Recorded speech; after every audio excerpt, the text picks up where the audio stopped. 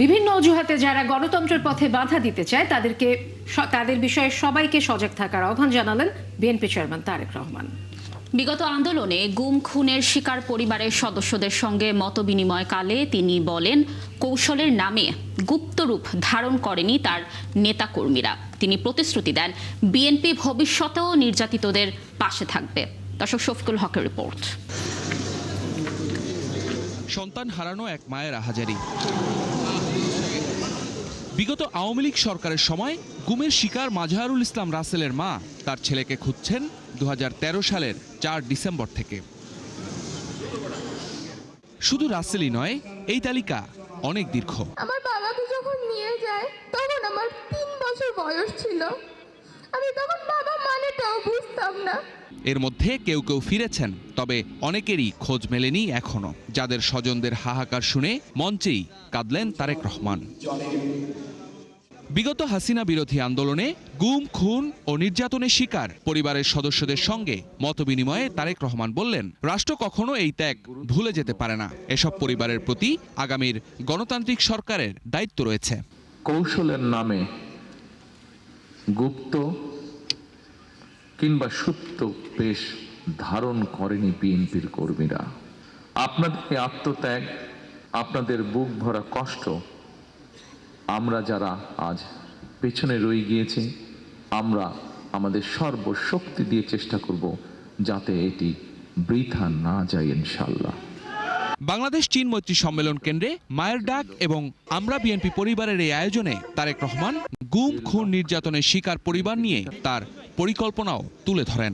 আমরা এই শহীদ পরিবারদের নামে রাষ্ট্রের, দেশের গুরুত্বপূর্ণ সড়ক কিংবা রাষ্ট্রের বিভিন্ন গুরুত্বপূর্ণ সরকারি বেসরকারি স্থাপনার নামকরণ করব,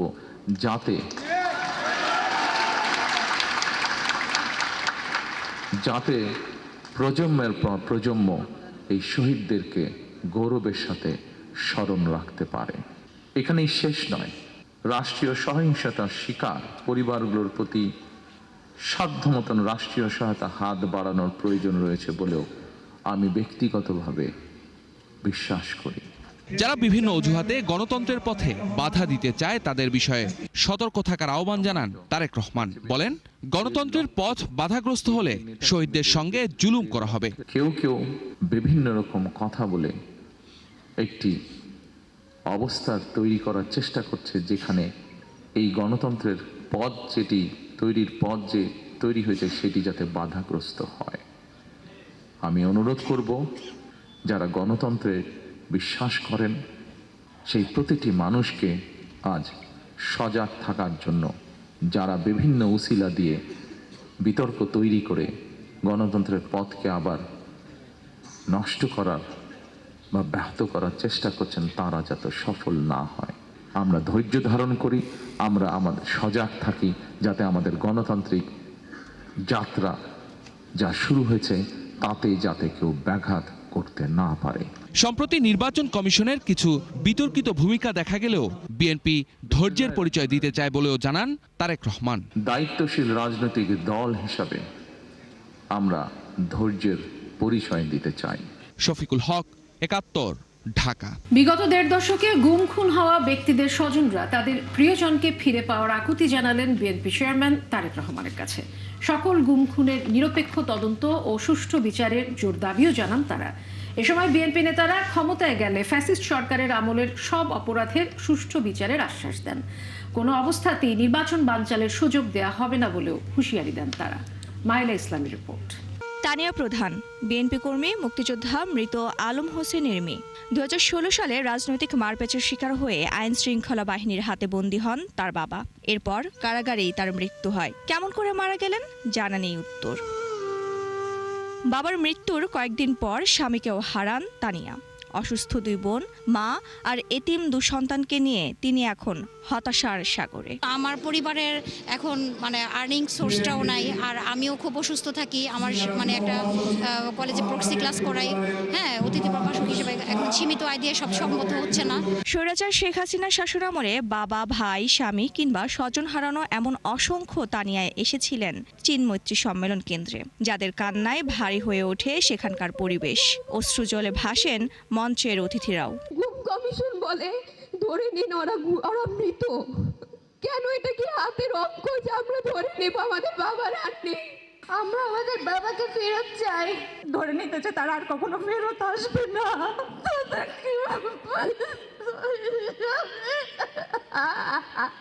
গুম খুনের শিকার স্বজনদের পরিবারের সাথে তারেক রহমানের মতবিনিময়ের আয়োজন করে মায়ের ডাক এবং আমরা বিএনপি পরিবার। অতীতের সকল গুম খুনের সুষ্ঠু বিচার নিশ্চিতের দাবি জানান তারাও। এমন পরিস্থিতি সৃষ্টি করা হয়েছে, আমরা চিৎকার করে কাঁদতেও পারিনি। আমাদের এই আলোচনা, আমাদের এই কথা কোনো সমাধান বা সমাপ্তি দেওয়ার চেষ্টা করে না, বরং এটি স্বীকার করে যে স্মৃতি অসম্পূর্ণ, ভঙ্গুর ও চলমান। এ সময় আওয়ামী লীগ আমলে গুমের শিকার বিএনপির স্থায়ী কমিটির সদস্য সালাউদ্দিন আহমদ বলেন, একটি দল নির্বাচন থেকে সরে আসার সুযোগ খুঁজছে। এত রক্তের বিনিময়ে জনগণের প্রত্যাশিত শক্তিশালী গণতন্ত্রকে ফিরাবো ইনশাআল্লাহ। যারা ষড়যন্ত্র করছে, নির্বাচন কমিশন সহ সকলের উদ্দেশ্যে বলতে চাই, সমতা বিধান করতে হবে। অনুষ্ঠানে দলের আরেক নেতা রুহুল কবির রিজভী বলেন, কোনো প্রতিদানই গুম খুনের শিকার পরিবারের সদস্যদের শূন্যতা পূরণ করতে পারবে না। আমরা তারেক রহমানের নেতৃত্বে আমরা সেই পথে, সেই গন্তব্যে যে স্বপ্নের কথা এবং যে পরিকল্পনার কথা বলেছেন, আমরা সেইটি বাস্তবায়নের জন্য সেই প্রত্যয় নিয়ে আমরা এগিয়ে যাব। দেশ ও দলের জন্য প্রাণ দেয়া এবং নির্যাতিত সব পরিবারের পাশে থাকার আশ্বাস দেন বিএনপির নেতারা। মাহিলা ইসলাম, ৭১, ঢাকা। প্রজাতন্ত্রের কর্মচারীরা হ্যাঁ ভোটের পক্ষে ক্যাম্পেইন চালাতে পারবে না, এমন কোনো নিয়ম নেই বলে জানিয়েছেন প্রধান উপদেষ্টার বিশেষ সহকারী অধ্যাপক আলী রিয়াজ। তার দাবি, নৈতিক অবস্থান থেকে বর্তমান সরকারও হ্যাঁ ভোটের পক্ষে অবস্থান নিতে পারে। শনিবার সকালে গণভোটের প্রচার নিয়ে মতবিনিময় সভায় তিনি এসব কথা বলেন। রিপোর্ট ভাস্কর ভাদুরীর। গণভোট নিয়ে সাধারণ মানুষকে সচেতন করতে ঢাকার বিয়াম মিলনায়তনে আয়োজন করা হয় মতবিনিময় সভা। এতে যোগ দেন ঢাকা বিভাগে বিভিন্ন পদে কর্মরত সরকারি কর্মকর্তারা। বিগত ফ্যাসিস্ট সরকারের আমলে দীর্ঘ 16 বছর জনগণ তাদের ভোটাধিকার প্রয়োগের ন্যায্য সুযোগ থেকে বঞ্চিত ছিল। বছরের পর বছর নির্বাচনের মতো সাংবিধানিক ও গণতান্ত্রিক প্রক্রিয়াকে কলুষিত করে রাখা হয়েছিল। শুরুতেই গণতন্ত্রের ধারাবাহিকতার গুরুত্ব তুলে ধরেন তারা। জোর দেন গণভোটের বিষয়ে অপতথ্য রোধের। ভোটারবিহীন নির্বাচন, 2018-এর রাতের নির্বাচন, তারপর 24-এর আমিডামি নির্বাচন। আমরা যদি এই নির্বাচনগুলোর কথা চিন্তা করি তাহলে দেখতে পাই যে এদেশের মানুষের একটা ভোটাধিকার ছিল না। সভায় গণভোটের পক্ষে যুক্তি তুলে ধরে অধ্যাপক আলী রিয়াজ বলেন, নিয়মের মধ্যে থেকেই রাষ্ট্রের কর্মচারীরা এর পক্ষে প্রচার চালাতে পারবেন। গণভোট সংক্রান্ত যে অধ্যাদেশ দেওয়া হয়েছে সেখানে কি বাধার বিষয় আছে? নাই। তাহলে আইনিভাবে যদি আপনি বিবেচনা করেন, বাংলাদেশের বিদ্যমান আইন কোনো অবস্থাতেই প্রজাতন্ত্রের কর্মচারীদেরকে এই বিষয়ে কোনো রকম বাধা দিচ্ছে না যে আপনারা হ্যাঁ ভোটের কথা বলুন। জুলাই যোদ্ধাদের আত্মত্যাগের প্রতিদানের জন্য হলেও দেশবাসীকে গণভোটে অংশ নেয়ার আহ্বান জানান তিনি। সরকার যদি কিছু প্রস্তাব করে যদি নিজেই সেটা সমর্থন না করে, তা সেটা কিরকম হবে? একই যুক্তিতে যে জুলাই জাতীয় সনদ তৈরি হয়েছে, তার প্রক্রিয়া সরকার তৈরি করেছে, আদালত করেছে, তারপরে তৈরি হওয়ার পরে বলবে যে ভাই এটার সঙ্গে আমি নাই। এটা কিরকম নৈতিক অবস্থানের কথা আপনারা বলছেন? কিরকম রাজনৈতিক অবস্থানের কথা বলছেন আপনারা? ফলে সরকার এটা করতেই পারে, পৃথিবীর ইতিহাসে আছে। আমরা সরকার অকস্মাৎ একটা কিছু আবিষ্কার করে ফেলেনি। গণভোটের বিষয়ে দেশের সাধারণ মানুষের ধারণা কম, এমন বিষয় মাথায় নিয়েই প্রচার চালাতে প্রজাতন্ত্রের কর্মচারীদের প্রতি আহ্বান জানান ডক্টর আলী রিয়াজ। একটা বিষয় বিভক্ত করে বলা হচ্ছে এই ইয়েস ভোটের কনসিকুয়েন্স কি হবে। ভাস্কর ভাদুরী, ৭১, ঢাকা। এবারে নির্বাচনে নারী প্রার্থী না থাকলেও আগামীতে জামাতের নারী প্রার্থী থাকবে বলে জানিয়েছেন দলটির নায়েবে আমির অ্যাডভোকেট হেলাল উদ্দিন। সকালে রাজধানীর 20 মিলনায়তনে গোলটেবিল বৈঠকে এমন অঙ্গীকার করেন তিনি। অন্যদিকে কিন্তু বিএনপির স্থায়ী কমিটির সদস্য সেলিমা রহমান জানিয়েছেন, প্রান্তিক নারীদের আত্মমর্যাদা প্রতিষ্ঠা করেই তার দল নির্বাচনের ইশতেহার দেবে। দর্শক আরো জানাচ্ছেন পার্থ সঞ্জয়। জুলাই গণ অভ্যুত্থানে নারীর প্রভাবশালী অবস্থান সত্ত্বেও এবারের জাতীয় নির্বাচনে প্রার্থী মাত্র 4 ভাগ। এমন বাস্তবতায় কেমন ইশতেহার চাই নারী প্রসঙ্গ? উইমেন ইন ডেমোক্রেসির এই আলোচনায় উঠে আসে নির্বাচনে জামায়াতের কোনো নারী প্রার্থী না থাকার প্রসঙ্গ। প্রশ্ন উঠেছে, নারী যখন এগিয়ে যাচ্ছে তখন কর্মঘণ্টা কম করে তাদের ঘরে বসিয়ে রাখার প্রস্তাবে। আজকে পর্যন্ত জামাতে ইসলামীর নারী বিষয়ে কোনো ডিসিশন কি তার নারী নিয়েছে? জামাতে ইসলামী যে বলছে 5 ঘন্টা কাজ, 8 ঘন্টা কাজ, ঘরে থাকলে সম্মানিত করা হবে, এই ডিসিশনগুলোকে আপনারা নিয়েছেন? সনদে একটি জায়গাতেই জামাতে ইসলামী নোট অফ ডিসেন্ট দিয়েছে, যেটি 5% নারীর অংশগ্রহণ নির্বাচনে, আমি যদি ভুল না করে থাকি। তাহলে সেটি নিয়ে আমার বোনরা কি কোনো কথা বলেছে? জামাতের সিটি বেশি হবে। এখন তার মানে কি এটা যে ওনারা নারীর ব্যাপারে তাদের যে স্পেসিফিক যে সব শর্ত আছে বা প্ল্যান আছে সেটাই তারা বাস্তবায়ন করবে? জামায়াত জোটের অন্যতম শরিক এনসিপিতেও মাত্র 2 জন নারী প্রার্থী কেন? এ নিয়েও হয় সমালোচনা। জামাতের সাথে জোট করে এই 10 দলীয় জোটের 300 জন প্রার্থীর মধ্যে এনসিপির 2 জন নারী প্রার্থী আছে। পুরো 300 আসনে 2 জন মাত্র নারী প্রার্থী। সেটা এনসিপি দিতে পেরেছে। এই আত্মতুষ্টিতে যদি এনসিপি ভোগে তাহলে এটা তার ভবিষ্যৎ যে পরিকল্পনা সেটাকেই নির্দেশ করবে বরঞ্চ, কারণ এই আত্মতুষ্টি তার ভবিষ্যৎ পতনের জন্য কারণ হয়ে দাঁড়াবে। নারীর অর্থপূর্ণ অংশগ্রহণ চাই রাজনীতিতে। জবাবে জামায়াতে নায়েবে আমির আশ্বস্ত করেন, এবার নারী প্রার্থী না রাখলেও আগামী নির্বাচনে থাকবে। দীর্ঘদিনের একটা প্রক্রিয়া চলে আসছে এই যে নেতৃত্ব বাছাইয়ের, তো এই বছরে আমরা পারি নাই, আগামীতে আমাদের টার্গেট আছে, আমরা ইনশাআল্লাহ সামনে যেন 5% দিতে পারি। এ সময় বিএনপির স্থায়ী কমিটির সদস্য সেলিমা রহমান বলেন, ঐক্যবদ্ধভাবে নারীর মর্যাদা সুরক্ষা করতে হবে। নারীকে তার পারিবারিক মর্যাদা এবং আত্মমর্যাদা এটা আমাদেরকে দিতে হবে, এবং সেই ইশতেহারটা হবে আসল ইশতেহার, যে কর্ম পরিকল্পনা আমরা খুঁজছি। আলোচনায় আরো অংশ নেন অধ্যাপক মাহবুবুল্লাহ। এই যে মানুষ, এই যে শ্রমশক্তি। পার্থ সঞ্জয়, 71, ঢাকা। নারী পুরুষের সমান অধিকার, নিরাপত্তা, ন্যায্য মজুরি ও মর্যাদাপূর্ণ জীবন, এই প্রত্যাশা নিয়েই এবারের নির্বাচনে নিজেদের মতামত তুলে ধরছেন ঠাকুরগাঁওয়ের নারীরা। নতুন ভোটার থেকে শুরু করে গৃহিণী, শ্রমিক, উদ্যোক্তা ও জনপ্রতিনিধি সহ সবাই চান বৈষম্যহীন সমাজ গড়ার নেতৃত্ব। তানভীর হাসান তানুর তথ্য ছবিতে প্রতিবেদন। দীর্ঘদিন নানা বৈষম্য, নিরাপত্তাহীনতা আর প্রতিশ্রুতির রাজনীতির সাক্ষী হয়েছেন ঠাকুরগাঁওয়ের নারীরা। এবার নির্বাচনের পরিবেশ তুলনামূলক ভালো হওয়ায় ভোট দিতে আগ্রহী তারা। তবে তারা চান বাস্তবায়নযোগ্য অঙ্গীকার ও নারী বান্ধব নেতৃত্ব। ভালো ডিসিশন বা ভালো একটা ভোট দিয়ে ভালো একজন ব্যক্তিকে বাইর করতে পারবো, যে ব্যক্তি সারা বাংলাদেশের সব ধরনের মানুষের পাশে থাকবে। পরিস্থিতি অনুকূলে থাকলে এবার ভোট দিতে চান নতুন ভোটাররাও। যে আনন্দের উৎসবের সাথে আমরা এই ভোটটা প্রথম ভোট দেই, ভোটটা দিব যাতে আমাদের ঠাকুরগাঁ অনেকটাই উন্নত হয়। শুধু ভোটাধিকার নয়, নিরাপত্তা ও ন্যায় বিচারকেও নির্বাচনের অন্যতম প্রধান ইস্যু হিসেবে দেখছেন সাধারণ নারীরা। আমরা এমন একটা সরকার চাই যাতে আমাদের নারী পুরুষ উভয় সমান সমান অধিকার দেয়। আর নারী উদ্যোক্তারা চান সব বাধা সামনে এগিয়ে যেতে। বিভিন্ন সংগঠন থেকে প্রণোদনা আর দেয়, তারপর হচ্ছে আপনার অনুদান, হ্যাঁ, এগুলা হলে আমাদের জন্য সুবিধা হয়। সমাজে আমরা চলাফেরা করার মতন আমাদের পথ থাকে, আমাদের ইনকাম সোর্স থাকে, ছেলে মেয়ে নিয়ে আমরা যেন ভালোভাবে থাকতে পারি। মানবাধিকার ও সংস্কৃতি কর্মীরা মনে করেন নারীর অধিকার কেবল একটি শ্রেণীর বিষয় নয়, এটি সার্বজনীন মানবাধিকার। বিশেষ করে নারীদের অধিকার প্রতিষ্ঠিত হবে এবং নারীর প্রতি যে বৈষম্য সেটি দূর হবে। সেই নারী হবে শহুরে কিংবা প্রান্তিক, অথবা সেই নারী হোক শিক্ষিত কিংবা অশিক্ষিত, সেই নারী হোক শ্রমজীবী কিংবা গৃহিণী, যে সকল প্রকারের নারীর অধিকার প্রতিষ্ঠা হবে। নারীর অধিকার আর সমতার প্রশ্ন এখন আর শুধু প্রতিশ্রুতির মধ্যে সীমাবদ্ধ রাখতে চান না ঠাকুরগাঁওয়ের নারীরা। মনিরা কাজরি, 71।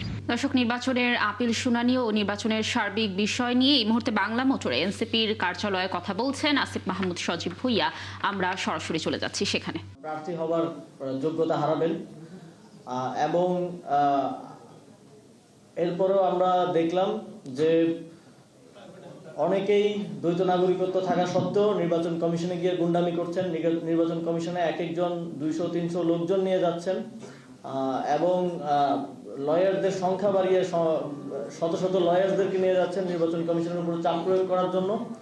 এবং আমরা দেখতে পাই যে নির্বাচন কমিশনও নানা ধরনের ইন্টারপ্রিটেশন, নানা ধরনের ফাঁক ফোকর দিয়ে তাদেরকে বৈধতা দানের এক ধরনের নির্বাচন কমিশনেরও আমরা প্রবণতা দেখতে পেয়েছি, যেটা আমাদের দেশের জন্য, আমাদের দেশের সংবিধানের জন্য, নির্বাচন ব্যবস্থার জন্য এবং সর্বোপরি গণতন্ত্রের জন্য অশনি সংকেত।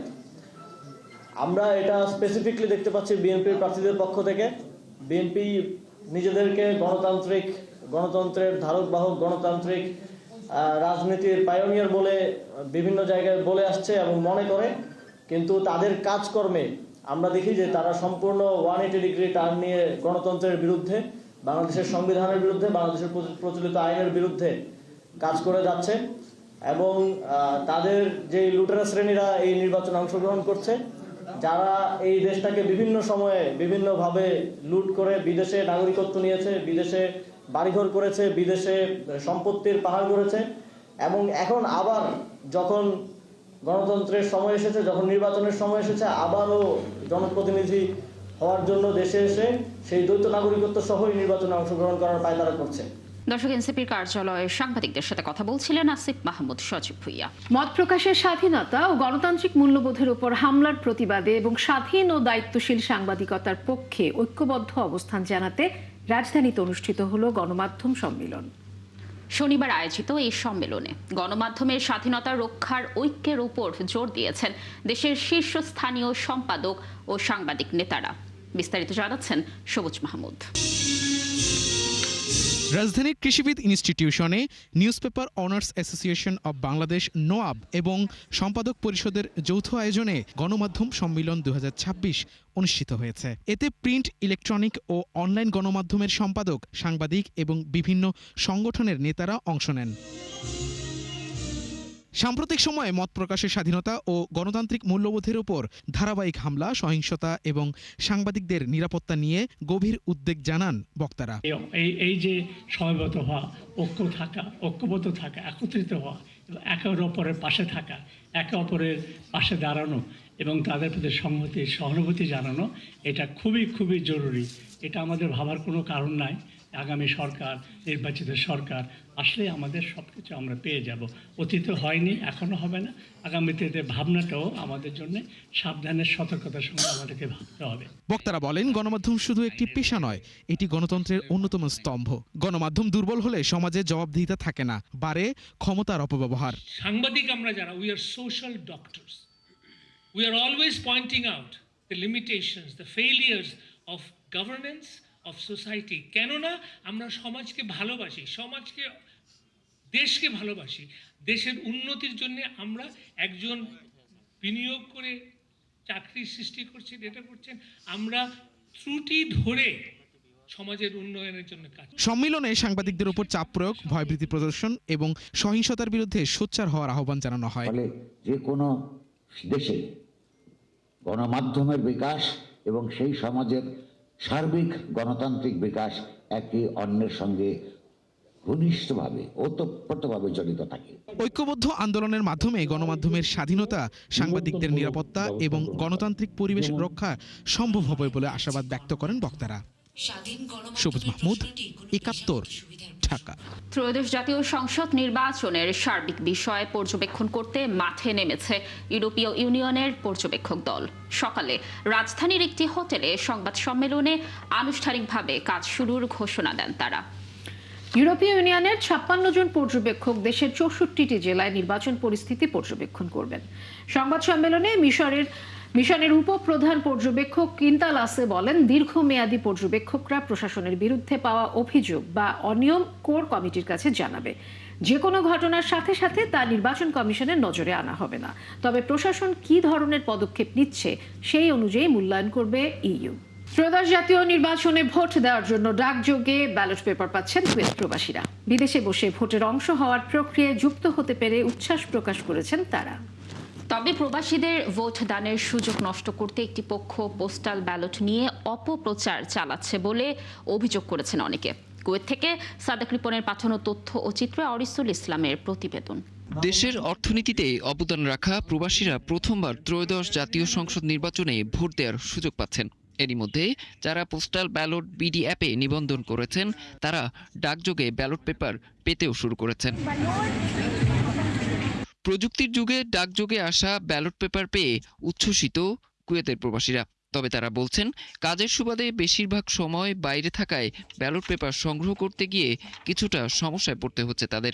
এ সমস্যা সমাধানে বিভিন্ন দলের নেতাকর্মীদের সহযোগিতা চেয়েছেন তারা। যখন ব্যালটগুলো আসা শুরু হয়ে গেছে, সে অনেক ভাইয়েরা 12 ঘন্টা 14 ঘন্টা ডিউটি করে এবং তাদের স্যালারিও কম, তারা পোস্ট অফিসে যেতে পারে না। এখন আমি যদি তাদেরকে সহযোগিতা করি, এটা তো এক ধরনের, আমি মনে করি লিওয়াজিল্লাহ, আল্লাহর সন্তুষ্টির জন্য আমি কাজগুলো করে থাকি, কারো কাছ থেকে আমি 2 পয়সা নিচ্ছিও না। সরকারি অফিস আদালতগুলো খোলা থাকে, সেই সময় আমাদের ডিউটি থাকে, সেটা আমরা যেতে পারি না। আমাদের এক বন্ধু আমাদেরকে ব্যালট পেপার নিয়ে দিয়েছে, তো তাতে কোনো অসুবিধা নেই এবং আমার নিজের ভোট আমি নিজেই দিব। এদিকে নির্বাচনে প্রবাসীদের ভোট দেওয়ার সুযোগ নষ্ট করতে পোস্টাল ব্যালট নিয়ে একটি পক্ষ অপপ্রচার চালাচ্ছে বলে অভিযোগ করেছেন অনেকে। এটা একটা প্রোপাগান্ডা, একটা মহল চাচ্ছে যাতে প্রবাসীরা ভোট দিতে না পারে। সুতরাং আমরা এটার কঠোর বিরোধিতা করছি, এই ধরনের প্রোপাগান্ডার। আমরা চাই যাতে সর্বোচ্চ সংখ্যক প্রবাসী ভোটে অংশগ্রহণ করতে পারে, কারণ আমরা দেখেছি সাধারণ মানুষের ভিতরে, সাধারণ প্রবাসীদের ভিতরে একটা বিরাট একটা তাদের খুবই একটা আগ্রহ ভোট দেওয়ার জন্য। এই জন্য আমাদের কিছু ভাই সর্বোচ্চ চেষ্টা করতেছে যাতে সর্বোচ্চ সংখ্যক লোক ভোট দিতে পারে। কে কোন দলে ভোট দিবে, কোথায় ভোট দিবে, এটা কোনো বিষয় না, কিন্তু সর্বোচ্চ প্রবাসী ভোটে অংশগ্রহণ করুক, এটাই আমাদের চাওয়া। এই অবস্থায় কোনো অপপ্রচারে কান না দিয়ে সঠিকভাবে ভোট দেওয়ার প্রক্রিয়ায় নিজেদের অন্তর্ভুক্ত করার আহ্বান জানিয়েছেন বিভিন্ন দলের প্রার্থীরা। অরিসুল ইসলাম, ৭১। দর্শক, চলছে সংবাদ সংযোগ, সরাসরি সংবাদ অনুষ্ঠান দেখতে চোখ রাখুন ৭১-এর ফেসবুক পেজে এবং সাবস্ক্রাইব করুন ৭১-এর ইউটিউব চ্যানেল। থাকুন ৭১-এর সাথে।